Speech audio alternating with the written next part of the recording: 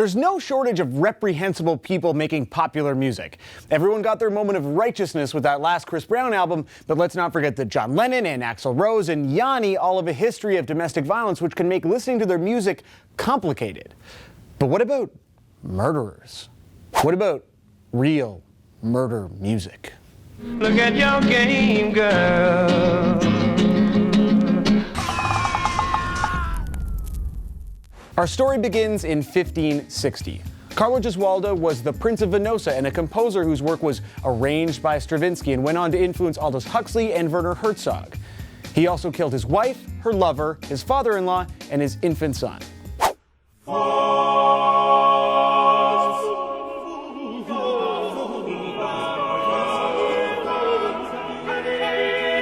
Admittedly, the son and father-in-law might have been the invention of an overzealous press, but he definitely strung up the mutilated bodies of his wife, who was his cousin, and her lover in front of his palace. Just walking in the rain. The early days of blues and R&B are littered with supposed criminals, maybe none more infamous than the Prisonaires. They met at the Tennessee State Penitentiary and featured 2 convicted murderers. They recorded at Sun Studios and were an early critical influence on Elvis Presley.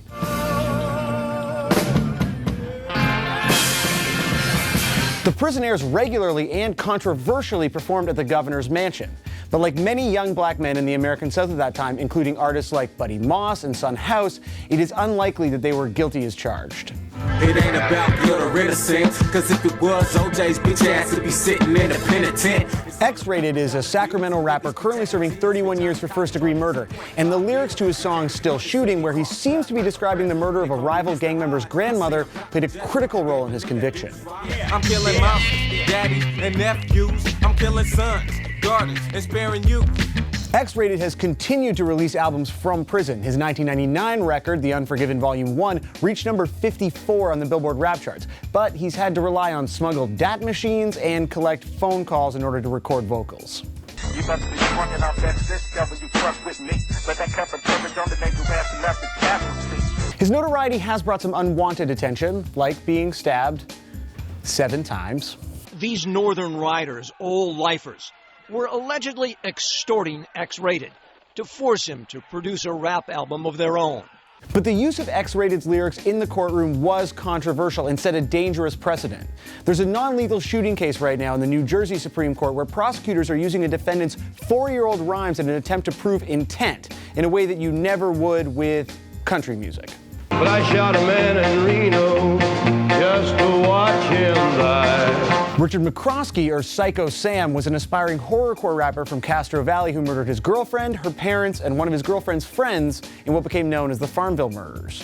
I love to hear you scream, I love to hear you cry, as I gag your mouth and I blindfold your eyes. The vicious 2009 killings gave McCroskey a brand new audience for his sub-ICP music, the kind of people who become pen pals with serial killers in prison. And as always, it focused the media's attention on the evils of music. The lyrics obviously push the envelope really far, but you said that's what the genre is all about. But what happens when someone takes it seriously and murders in the name of horrorcore, which apparently happened here? Artists like Syko Sam and X-Rated make violence a core part of their image, but what about hippies?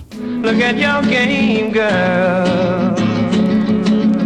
Charles Manson is one of America's most notorious serial killers and also the writer of an album of weird, jangly folk songs called Lie, the Love and Terror Cult.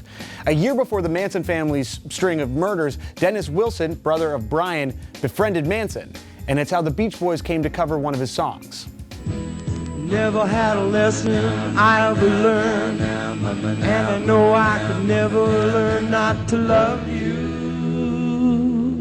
Never had a lesson I ever learned, but I know we all get our turn. I love you. The Beach Boys are hardly alone. While Dennis Wilson severed his ties, Manson songs have been covered by artists ranging from Guns N' Roses to Devendra Banhart. The Love and Terror Cult is kind of a popular record. You can stream it on Spotify or Rdio. Look at your game, girl. There is something culturally attractive about outsiders. Their art seems that much more authentic. A love song by Charles Manson is both repellent and compelling. For all of our protest and revulsion, we as a culture celebrate those who go to the greatest extremes. But how we negotiate those extremes is a critical and personal decision.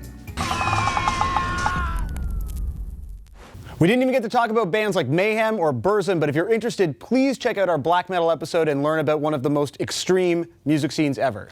How do you feel about all this? Do you feel the need to boycott artists if you don't agree with their ethical choices, like murder? Let us know in the comments, and be sure to subscribe for new episodes of This Exists every week. And I promise I will never murder anyone, and your conscience can stay clean.